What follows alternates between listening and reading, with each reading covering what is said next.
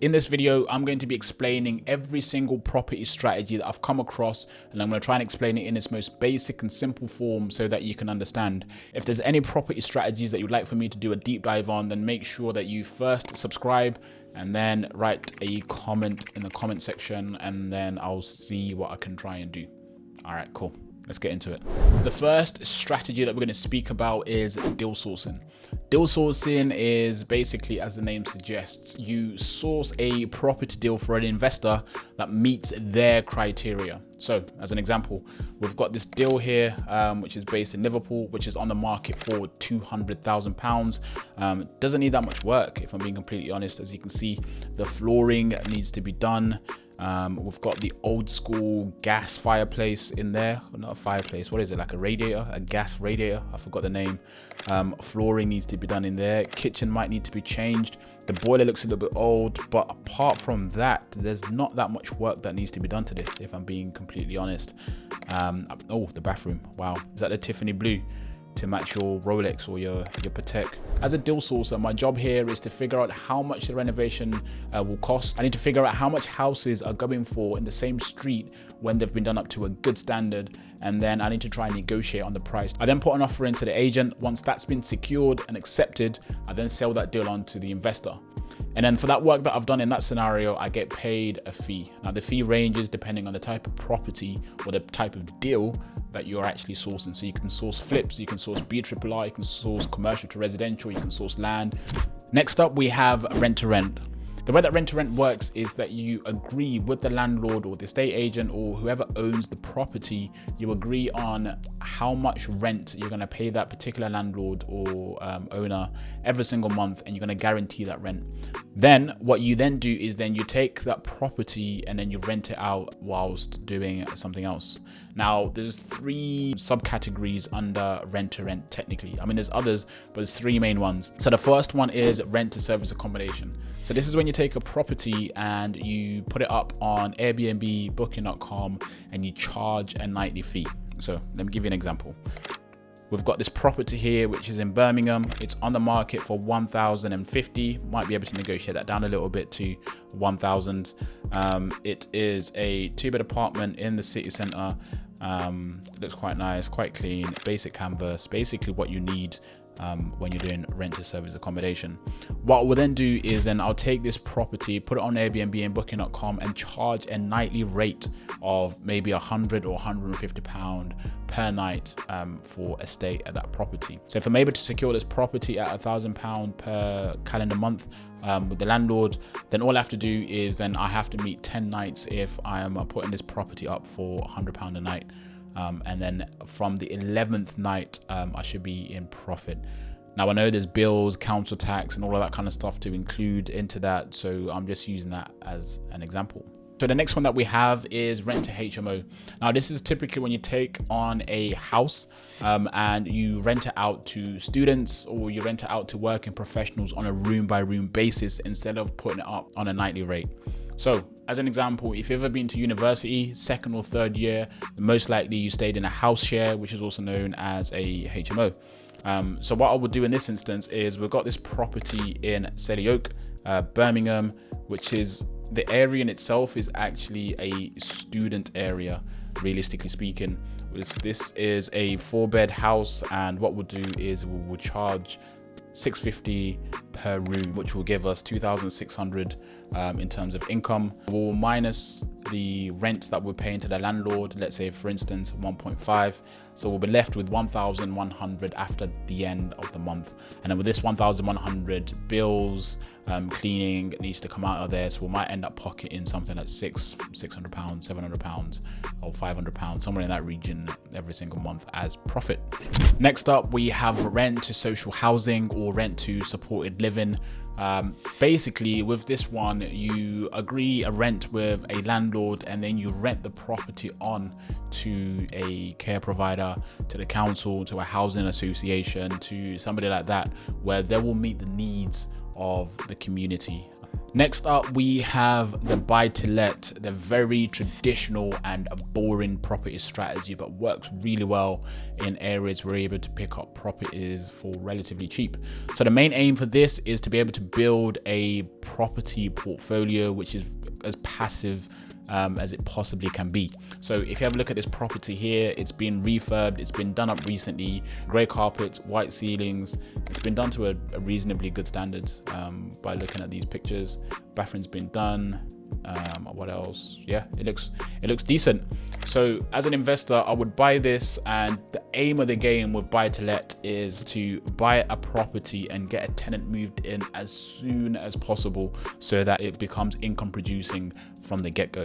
That is basically the aim and the crux of a buy to let turnkey investment. Next up, we have flips, which is one of my favorite strategies. The main aim for flips is to build up a large cash pot for you to be able to do more flips or multiple flips at the same time, and then get into other bigger strategies as you get along. The way that flips work is you purchase a property like this one that needs some work done to it. See this, the flooring needs to be done, kitchen needs to be done, radiators probably need to be done, bathroom needs to be done, back garden needs to be done. There's a whole amount of work that needs to be done. And what you want to do is you want to secure this property. For instance, this one is on the market for 68. Let's say for argument's sake, we're able to secure this for £60,000. We'd do £20,000 worth of work on it, which takes us to £80,000 in terms of cash into the deal. And then let's say, for instance, we're able to sell the property at £110,000. It means that we would have made £30,000 in 3 months. Obviously, there's a lot of different things that are involved, but that's basically the nuts and crannies. Next up, we have the BRRR method, which is also known as the buy, refurb, refinance, and rent method.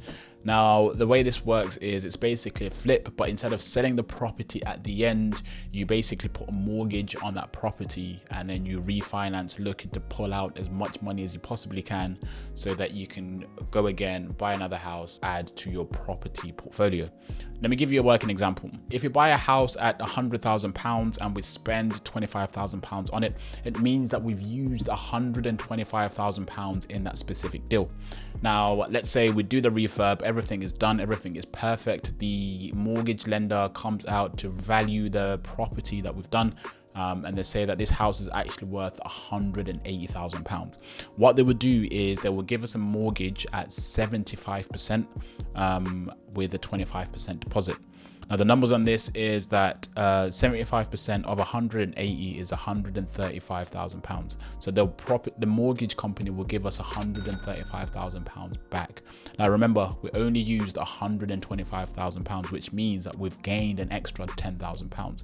Then we're able to take that £135,000 and do the same thing again on a different property. And the aim is that you keep building, you keep adding to your property portfolio. The portfolio grows, but the amount of money that you have realistically will stay roughly about the same. Right, so next up we have holiday lets. Now, this works quite similarly to rent to service accommodation, but instead of doing rent to rent, you actually own the property yourself. You buy a house, you do it up, you refurb it, and then you put it on Airbnb or Booking.com with the right mortgage product. And then, yeah, you basically get in a super rent. Now, this means that you can benefit from the capital appreciation, and also the rent won't be as high because you'll be paying an interest-only mortgage on that property. Next up, we have HMOs, or house of multiple occupants, or occupation, depending on where you are in the country. And again, quite similar to the rent-to-rent model, the rent to HMO.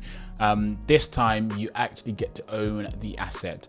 Now, HMO is one of the best property strategies for cash flow. The HMO strategy works really well if you buy a house which is like a 3-bed house, and then you're able to extend and convert that 3-bed house into a 6-bed HMO, charging £650 per room, which means that your income from that one particular asset will be £3,900 a month. Next up, we have flat conversion. This is when you take a house or a commercial unit and you basically convert it into flats. If you're dealing with a house, old Victorian houses with high ceilings tend to work well because they're normally quite big, and you basically go from one property that gives you one rental income to 3 separate income generating properties effectively. Obviously there's some technicalities with title splitting and technicalities with 3-phase and all the rest of it. So it's not as straightforward, but it's definitely can be a quite lucrative property strategy. Then we have commercial units. So this is when you buy warehouses, you buy retail shopping complexes, or you buy office blocks, and you basically lease them or rent them out to whoever needs that space. That is commercial units. So next up we have commercial to residential. So this is when you take up a commercial unit such as a office block and you convert that to either flats or HMOs, meaning that you'll be able to generate a large number of rental income. Now this one is typically more for the seasoned investor, but if you follow somebody or get educated on this properly, you might be able to do it. I don't know. Obviously you need a lot of funds for this particular property strategies as well. But yeah, that is commercial to residential.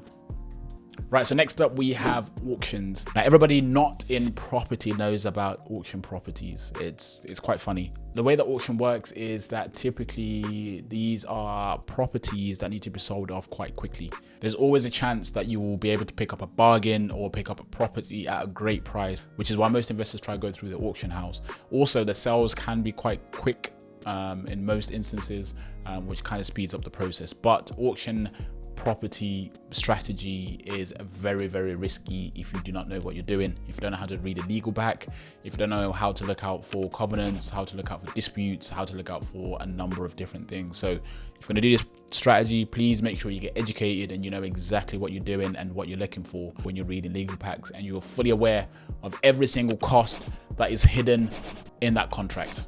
Next up, we have what I deem to be more of the creative property strategies that you may or may have not have heard about. The first one I want to talk about is known as trading. So this is typically when you buy a property in one auction house and then you sell it off in another auction house in 2 weeks later or 3 weeks later. So for instance, you buy a property in Bondwolf and then you sell it off at Savills in 2 weeks time. The reason why this normally works is because different auction houses tend to attract a different demographic of property investors. Now, when you do property trading, it's actually not only limited to auction houses. If you are able to acquire property at a very, very good price, it could be direct to vendor, or it could be through an estate agent, and you think it will sell more at a auction, then you do that. The key with this is that you typically don't tend to do a lot of work to that property. You basically get a property and you try to sell it on as quick as you possibly can. Next up, we have something called back to back. So this normally works when you are dealing with a direct to vendor lead. So for instance, if you find somebody that wants to sell their house and you agree on a price of £90,000, but it's actually worth £120,000, you can agree to buy the property at £90,000, find a buyer for £120,000, and then you basically keep the middle. So this is what I call deal sourcing on steroids. Instead of making £3,000, £4,000, £5,000 on sourcing that deal, you make the £30,000, which sits in the middle. So next up, we have assisted sales, and which is basically, as the name suggests, this is when you assist a sale. So if you know somebody that's been trying to sell their property for a while, but you can see that their property could benefit from a renovation, what you can do is you can agree to do the renovation on their behalf. So you fund it and you do the work, and then whatever the uplift is on the agreed sale, you get your money back, and then you also split whatever the uplift is. So as an example, if a property is on the market for £100,000, and you know that that property could probably go for £50,000, if you do £20,000 worth of work to somebody else's property, and then the property sells for 150, you do 150 minus 120, which is 30, and then you split that 30, 50, 50, or whatever you agree. Next up, we have purchase lease options. Now this works best when you're dealing directly with the owner of the property. The way that purchase lease option agreements work is that you agree with the person that owns the house that after 5, 7, 10 years, whatever the time period that you guys set for yourselves, that you will have the option to purchase that property at an agreed price, and you agree that price today. If I was to approach somebody that owns a house and I said to them that I'm going to give you £100,000 for this property in 7 years to come, and basically what I'm going to do is I'm going to give you a monthly rental income, and you don't have to worry about this property property for the next 7 years. Now, the purchase lease option agreement strategy works best when you have enough uplift in the value of the property so that you can purchase the property without putting a deposit down. So as an example, given that we've agreed to purchase that property in 7 years to come, I'm hoping that our property increases in value £135,000 as an example. And then what you can then do is then you can pull out the equity, use that as a deposit, meaning that you don't have to use any money whilst you're purchasing that property. That's best case scenario.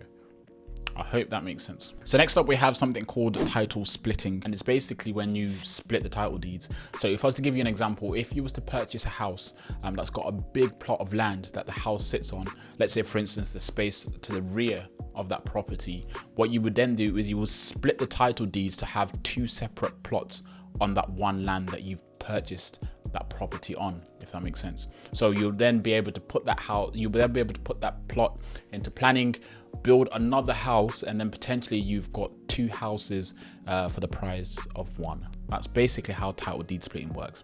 You can also use title deed splitting with other strategies like flats as an example. Now we've got one for those that live in London. This is called flat reconfiguration. So this is when you buy a flat, which is a 1-bed, and you basically convert that flat into a 2-bed using reconfiguration by moving the kitchen and creating more space, and then you create an additional bedroom. Obviously in London, 2 beds are worth a lot more than the 1 bed. So you're able then to get the uplift in the price.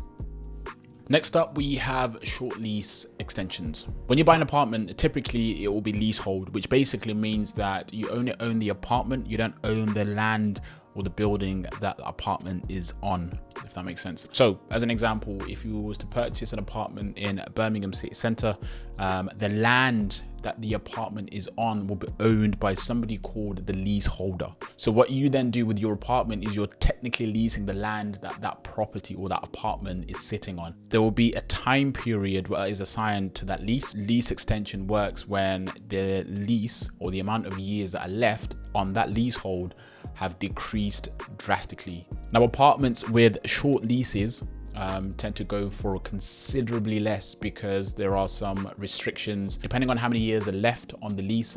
In some instances, it's actually you can't get a mortgage on that apartment. So what you will then do is you will purchase this apartment which is on a short lease for considerably less.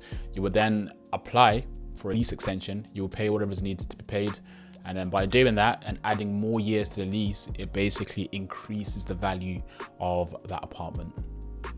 Next up, we have, I don't know what it's actually called. I call it planning flips. And the way that this works is, let's say for instance, I purchase a property, I take it through planning permission to get it accepted to be converted for a HMO. And then I don't do the work, but I sell that property with the planning.